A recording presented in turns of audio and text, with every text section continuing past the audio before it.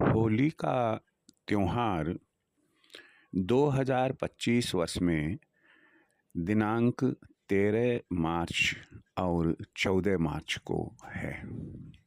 आपको मैं बताना चाहूँगा कि दिनांक 13 मार्च 2025 को प्रातः लगभग 10:35 से पूर्णिमा तिथि का प्रारंभ और 14 मार्च 2025 दोपहर 12:23 पर पूर्णिमा समाप्त होगी।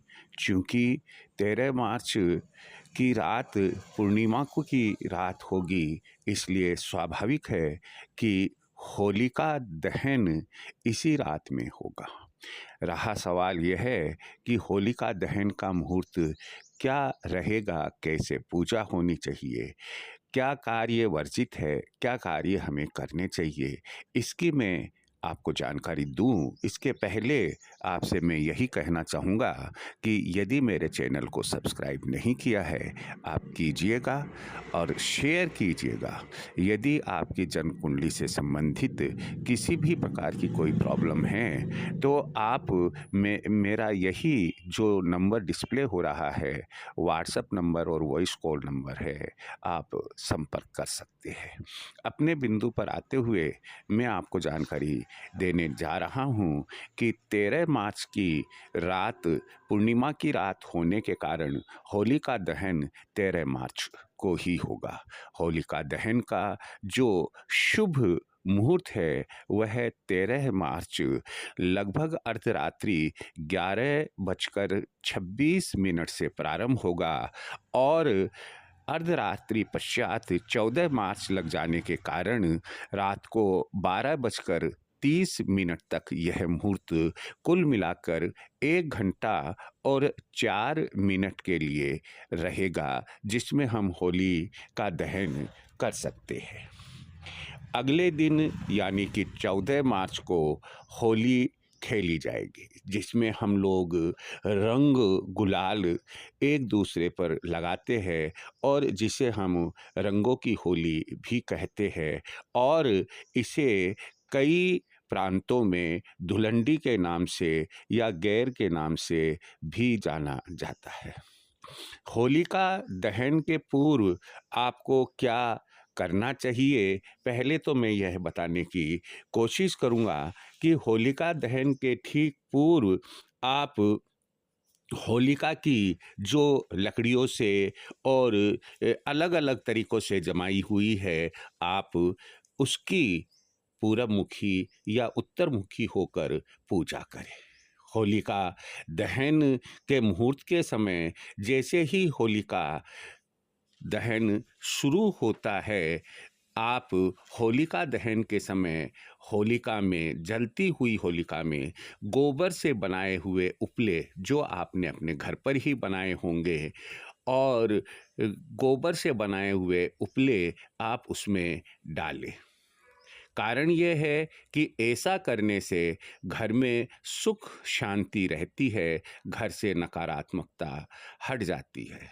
होली का दहन के समय यानी कि जिस समय होली जल रही होती है, आपको चाहिए कि आप थोड़ा सा कपूर, 1 पत्ता पान, 2 साबुत लौंग, 1 पतासा और 1 नारियल अवश्य उस जलती हुई होली को समर्पित करें। मैं पुनः आपको बोलकर बता रहा हूँ कि जलती हुई होली यानी कि होलिका दहन के दौरान आपको क्या-क्या चीज़ होलिका दहन में समर्पित करनी है। थोड़ा सा कपूर, 1 पत्ता पान, 2 साबुत लौंग, 1 पतासा और 1 नारियल अवश्य डालें।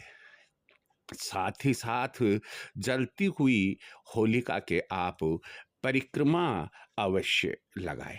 माना जाता है कि इस प्रकार से पूजा करने से पूरे वर्ष भर घर में सुख शांति का वास होता है और परिवार के सदस्यों में नकारात्मक भाव दूर हो जाते हैं, घर में से नकारात्मकता दूर होती है। होलिका दहन के दिन यानी कि 13 मार्च 2025 को आपको कौन से कार्य नहीं करने चाहिए, जिन्हें वर्जित माना गया है, मैं अब उसकी जानकारी आपको शेयर कर रहा हूँ। सबसे पहला कार्य तो यह है कि जिनका विवाह इसी वर्ष हुआ है, जिसे हम नव दंपत्ति कहते हैं, नव विवाहिता जोड़े को प्रथम होलिका दहन नहीं देखना चाहिए।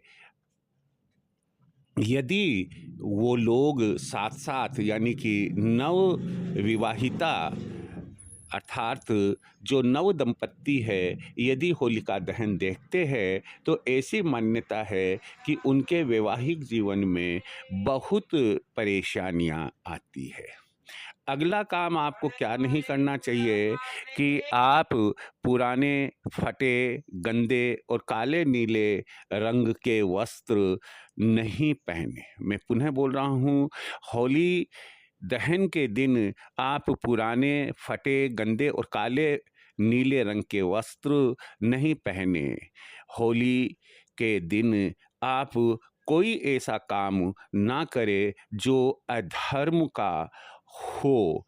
होली का दहन के बाद किए जाने वाले कार्य, मैं अब ये जो नया बिंदु बताने जा रहा हूँ, वह है कि जब होलिका दहन हो जाता है, उसके बाद आपको कौन से कार्य करने चाहिए।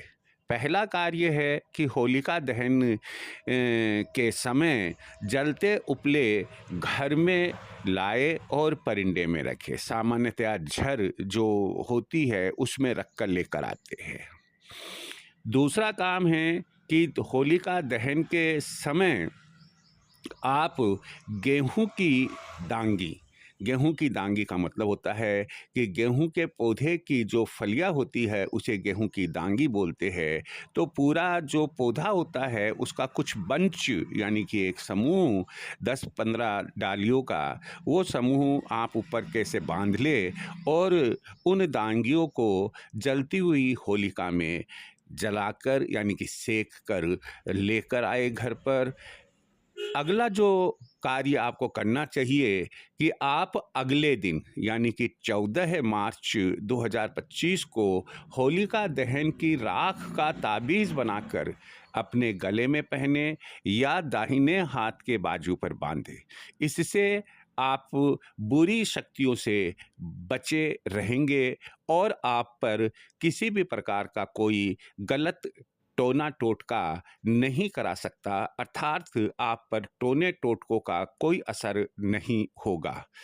अंतिम बात जो मैं आपको बताने जा रहा हूँ वह यह है कि होलिका दहन के ठीक दूसरे दिन अर्थात 14 मार्च 2025 को आप शिवलिंग पर दहन की थोड़ी सी राख चढ़ाए। ऐसा करने से राहु केतु के जो बुरे प्रभाव है, यदि आप पर महादशा भी चल रही है, तो आप उनके बुरे परिणामों से मुक्त होंगे, अर्थात आपको छुटकारा मिलेगा। आप पर राहु केतु बुरे असर नहीं दिखाएंगे। अंत में मैं यही कहना चाहूँगा कि होली एक ऐसा पवित्र त्योहार है जिसे हम भाईचारे का त्योहार, धर्म की अधर्म पर विजय का त्योहार कहते हैं। इसे हमें हर्षोल्लास के साथ आपसी भाईचारे के प्रेम के साथ मनाना चाहिए। आपको होली मुबारक। रंगों का त्योहार होली बार बार मुबारक हो। जय श्री कृष्ण।